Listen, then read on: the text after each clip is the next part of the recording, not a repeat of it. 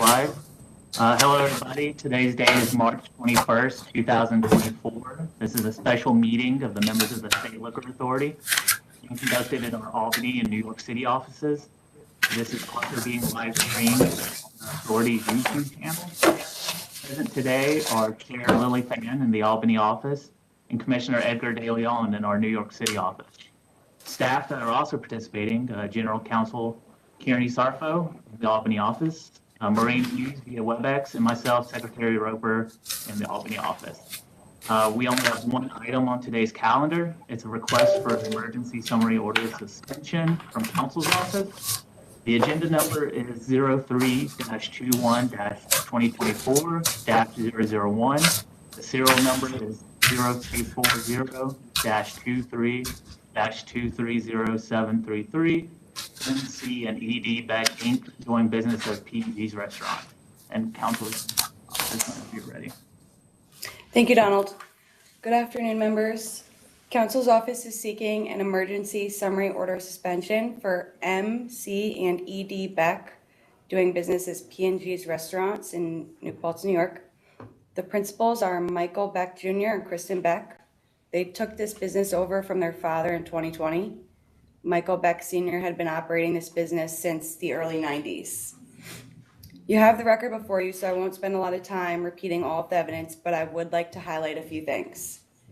During an operation last Friday night at approximately 9 p.m., SLA investigators made undisclosed observations at the licensed premises, noting 200 young-looking patrons inside. The bartenders were not checking IDs before selling alcohol to these patrons. One of the SLA investigators purchased a Jell-O shot, which he confirmed was premixed with vodka. That would be in violation of the ABC law. About an hour later, members of DMV, Ulster County Sheriff's Department, and additional SLA investigators entered the premises and allowed everyone with a valid over 21 ID to leave. Of the 200 or so patrons, only about 80 patrons left at that point. This means that just over half of the patrons inside at 10 p.m. on Friday, March 15th, were under the age of 21. SLA investigators directly observed 8 minors buying alcohol at the bar. 2 of those minors bought a pitcher of beer. 1 of the 8 bought 2 pitchers of beer, and 2 of the 8 were only 18 years old. 33 additional minors signed statements admitting to purchasing alcohol from a bartender. 22 more minors submitted statements admitting to consuming alcohol inside the bar. In total, we have 63 minors admitting to obtaining and or consuming alcohol inside of P&G's last Friday night. 14 of the minors who provided statements indicated that they only ever used their SUNY New Paltz ID to get in the premises. 33 indicated that they showed no identification whatsoever. 14 appearance tickets were written by the Ulster County Sheriff's Department for possession of a fake ID. This is actually not unexpected, given that the security guards, when they do decide to look at someone's ID at the door, which our investigators personally confirmed is not always, they use a flashlight. That's right, they use a flashlight. They shine the flashlight quickly on the ID. In October of 2022, the licensee was warned that using flashlights alone is not a sufficient way to confirm that the identifications are real, and they responded stating that they would begin to use IntelliCheck scanners checking IDs. But 1 month later, Ulster County Sheriff's Department and the DMV confiscated 30 fake IDs. That was on November 18th of 2022. Ulster County Sheriff's Department and DMV went back the following year on December 1st, 2023, and again confiscated 26 fake IDs. Back in October of 2022, the licensee was also warned that the security guards handling that scanner or working for the licensee in general must be licensed. Despite this warning, none of the 6 employees who were working as security that night on March 15th were licensed, not even the one wearing a security guard shirt. I will also note that the licensee was warned about selling alcohol to minors, and Michael Beck Jr. himself indicated that all bar staff would be tip certified, which clearly did not happen, given that tips would have told them not to sell alcohol without checking for an identification and to confirm that the individual buying the alcohol is over the age of 21.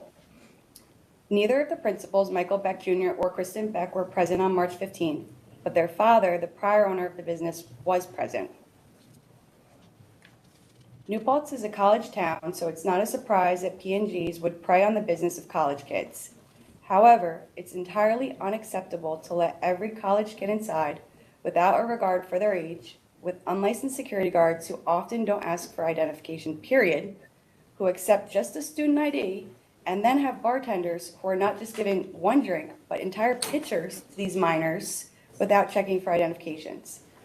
This licensee is not even trying to prevent sales to minors. In the last 2 or so years, 3 patrons have been arrested for a DWI after leaving P&G's, and one of them was only 18 years old. There was a 100-person brawl inside just 2 years ago. How much longer until a minor leaves P&G's drunk and hits another minor pedestrian who's drunkenly walking down Main Street, destroying both young lives?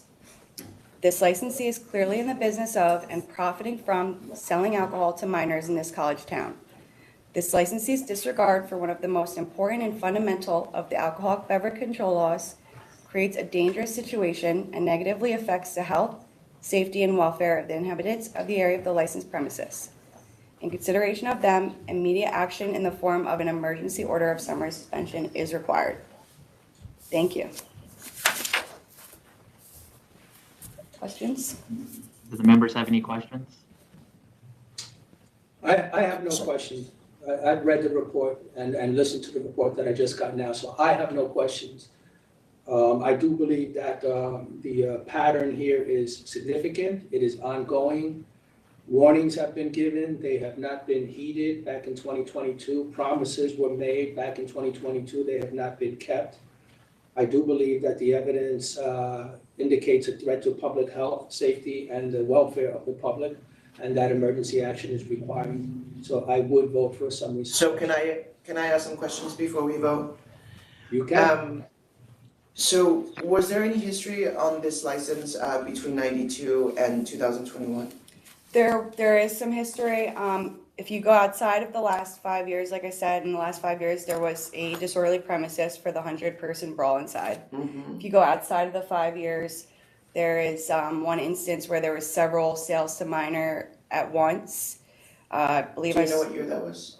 I do not have that, but approximately between 2002 and 2006. Okay. There was also a charge for gambling in that time frame. I know going through the historical file in the 90s, there was at least 1, if not 2, sting operations, just like this one, when Michael Beck Sr. was the owner. Okay.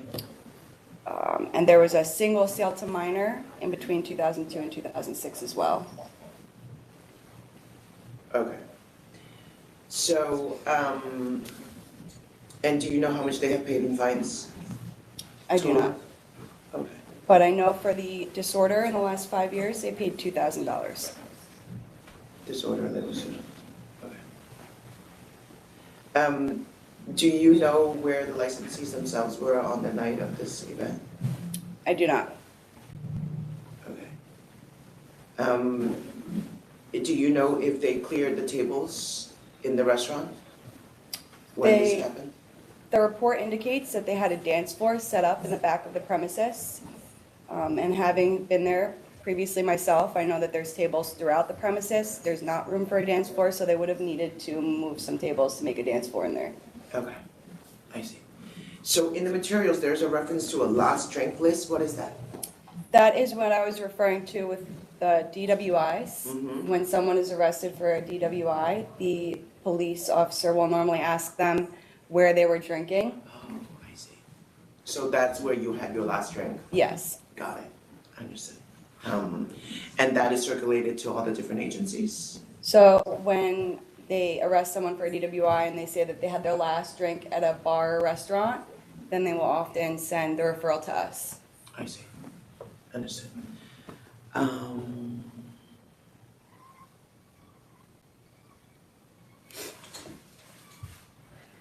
Okay.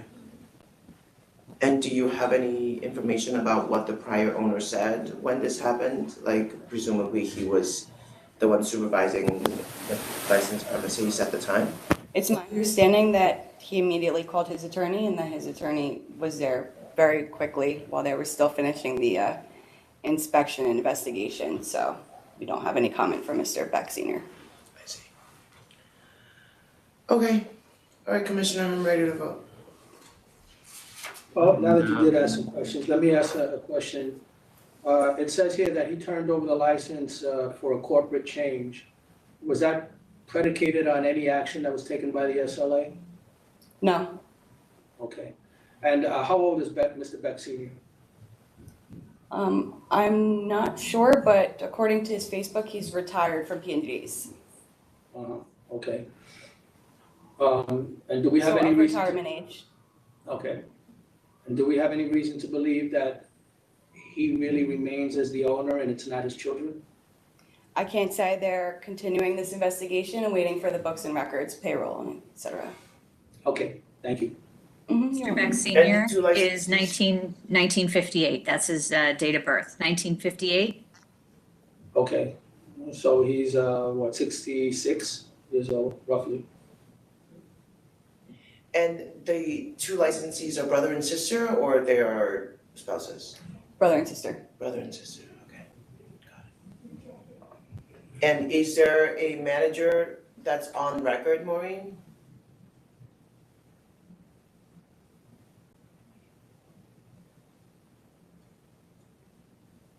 You're muted.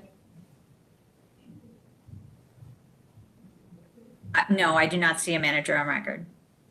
Okay. So principals are managing, should be anyway. Okay. All right, Commissioner. Yeah, as I said before, I think the record here is compelling, it is thorough, it is ongoing. Warnings have been given to the licensee in the past, in 2022. He indicated he would take certain actions and he never did. These DWIs are very concerning. The sheer number of underage persons who are drinking at this establishment is scary. This is a college town, and I took note of the fact that in the report, it notes it appears to be his business plan to cater to the college students in this college town. You would think that that being the business plan, he would take extraordinary steps to prevent sales to minors. So I think that there is a threat here to the public health and safety and welfare requiring immediate action. And I would vote to issue an order of summary suspension. Yes, and I agree with the Commissioner. I thank our partner agencies for all the work they've put into this investigation. It's clearly a long time coming. These two licensees have only had the license since 2020, but we have repeated reports and complaints about sales to minor. The licensees have been repeatedly warned, have responded that they will fix the problem, but clearly never intended to and just did not fix it. And so this location is a clear imminent threat to public health, safety, and welfare, and I vote to summarily suspend this license. Chair, I have nothing else. Do you have anything? No, I'm good. Thank you very much. Thank you, Commissioner. Thanks for coming in. Thank you. Special meeting Thank you. adjourned. Everybody.